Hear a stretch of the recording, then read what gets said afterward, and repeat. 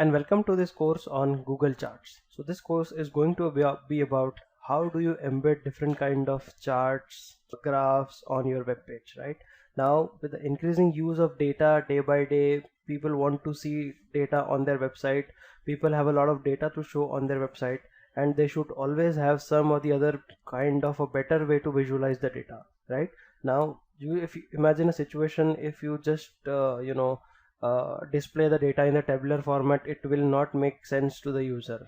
Now in another situation, if you display the same tabular data using some graph or chart or some other graphical representation, then obviously it will look good on your website, the data will look good, and it will make sense to the end user of your website, right? So it is always good that if you have data to show on your website, you always show it in some graphical format to make your website look better, right?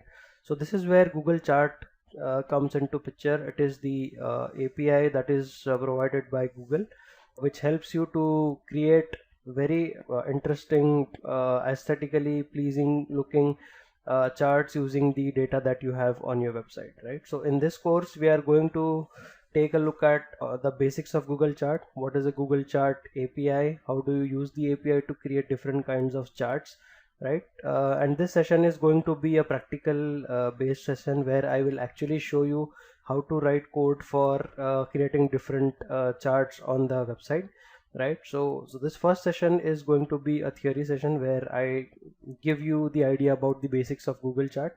Once we have the basic foundation ready, we will get into the practical, and then we will see how we can create different kinds of charts like the bar chart, the pie chart, histogram, etc, etc, etc. Okay, so without wasting any time, let's get started with the session. So Google Chart API, like I just told you, is a chart API tool that lets people to create a chart from the data, and that chart can actually be embedded in a web page. Okay, so you have some data in a tabular format, in a JSON format, and you want to represent that data using some graph. So Google API will help you to transform your data into some graph or a chart, and then it will allow you to insert that chart onto your web page wherever you like it, right? So Google creates a PNG image of the chart from the data and formatting parameters in an HTTP request. So there are different formatting parameters that are available for the chart. So all the formatting parameters along with the data is embedded into a PNG image, and this PNG image is basically embedded onto your web page. Okay. So let's now take a look at the history of how Google Charts actually came. So originally this Google Charts API was for internal use of Google, right? So it was an internal tool that supported rapid embedding of charts within Google's own application. So Google had a lot of, it has a lot of applications like Google Finance, Google Docs, etc. And this API was being used internally by Google to embed charts in its own applications, right? However, after some time, Google figured out that it would be useful to open up this API to web developers so that they can also use this API and embed the data in the graphical format on their website. So it is then that it decided to open this API to the developers, and finally on December 6th 2007 this API was launched, right? And it was officially open to the developers for using in their own websites. So Google Charts is purely JavaScript based charting library. It is meant to enhance web application by adding interactive charting capability. So just like we saw, Google Chart is a purely JavaScript based charting library. So all the programming that you do is purely JavaScript based, right? And this API will help you to create charts. Google Chart provides a wide variety of charts, right? So just like we discussed in the introduction, there are a lot of charts, different kinds of charts that you can build using the Google Charts. For example, the line charts, the area charts, the bar charts, pie charts, histogram, and so on. So huge variety of charts can be drawn and embedded onto your website, right? And these charts can be drawn in standard browsers like Google Chrome, Firefox, Safari, Internet Explorer, right? So in legacy IE6 vector markup languages used to draw the graphics. So whole variety of different standard browsers that are most commonly used by the people today is supported by Google Charts, right? So if you draw a chart, you can be sure that the charts will be shown on all the common browsers that are being used by people. So it's not that you have to write a separate piece of code for Chrome, separate piece of code for Firefox, separate piece of code for Safari, right? So you just write one piece of code, and internally the Google Charts will make sure that the same piece of code to generate the charts works well on Chrome, it works well on Firefox, it works well on Safari, it works well on Internet Explorer, and so on, right? So before we start with the course, there is a prerequisite that you should have before you start the course. So since this Google Charts API is purely a JavaScript based API, it is recommended that you have basic understanding of JavaScript. And since web pages are involved, obviously HTML, CSS is also involved, and we will use the text editor to write the HTML and JavaScript code. Okay, so before you start the course, it is recommended that you know at least basics of JavaScript, basics of HTML. CSS is not extremely mandatory, but if you know it, it is good for you. CSS basically helps you to format your web page, so that you can make it better looking, right? So it's JavaScript and HTML is absolutely required for understanding this course. If you do not have the basic understanding of JavaScript and HTML, I recommend you to go to the internet. There are lots of tutorials that are available on the internet that will give you a very quick tutorial on the basics of JavaScript and the basics of HTML. And once you have that background, and if you come back to this course will make more sense to you, and you will be able to make the best out of this course. Okay, so this is the prerequisite for the course. Now that we have come forward, it is assumed that we have the basic understanding of the Google Charts, and we also have the prerequisites, that is the basic knowledge of the JavaScript and HTML. So with that background, let's get into the features of Google Chart. So we take a look at the features of Google Chart now.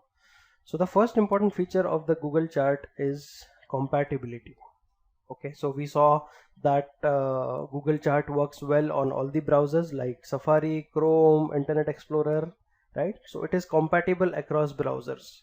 Not only that, it is also compatible across mobile platforms like Android and iOS, right? So if you want to provide a mobile support for your website, meaning you want your website to work well with the mobile devices and mobile device platforms like Android and iOS, Google Charts can be used, and the Google Charts can be run on the mobile platforms like Android and iOS. So even if the browsers are Android based, even if the browsers are iOS based, the Google Charts will work well. So Google Chart is compatible and it works seamlessly on all major browsers, and not only that, it also works well across the mobile platforms like Android and iOS, right? Google Chart also gives you multi-touch support. Okay, so it supports multi-touch on the touchscreen devices, right? Obviously most of the devices that come today are multi-touch support devices. So if you are providing mobile support for your website, it is absolutely imperative that you provide support for multi-touch. So Google Chart API also supports for multi-touch, right?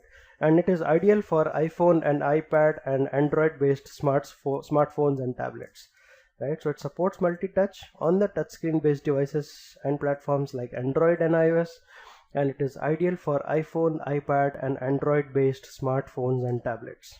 The another important feature, and probably the most important feature, is the fact that this Google Chart is free to use. Okay, so this Google Chart is free to use. It is an open source API, and it can be used for non-commercial purpose, right? So you should go through the terms and conditions. Although it is free only if you use it for a non-commercial purpose, right? So basically all the terms and conditions you should go through, and you should make sure that you comply to all the terms and conditions before you start using the Google Chart, right? So there is an open source agreement that is available, and if you go through it, it will actually help you. Okay, so Google Chart API is an open source API, meaning that it is free to use for non-commercial purposes. Another important feature, and this feature is basically from the point of view of performance, is the fact that Google Chart is an extremely lightweight API. Okay, so meaning that it does not consume too much of memory in your browser, right? So any JavaScript code that you write basically executes in the browser, right? So there is this library file called as loader.js, right, which is where all the functionality of Google Chart, all the different API functions are defined, right? And this API file, the loader.js file, is an extremely lightweight library file, meaning that it does not take too much of memory. It is fast in terms of execution, and it is very light. So Google Chart API is a lightweight API, and performance wise it is very good. Another important feature is that it has got simple configuration. So configuration of the data and displaying it on the web page is extremely simple. It uses JSON to define various configuration of the charts, and it is very easy to learn and use. So it is very easy to learn the Google Chart API, which is a very good news for you because you are interested in learning Google Chart API and it is easy to learn. So not much of strain, not much of stress on your head. Just look at the tutorial, try to understand the code, and then you can go ahead and write your own code and create your own charts, right?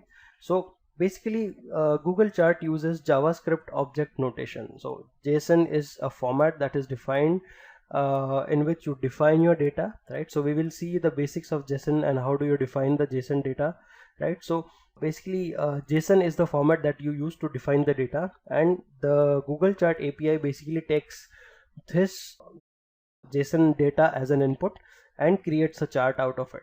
Okay, so the Google Chart API uses JSON to configure and define various types of data,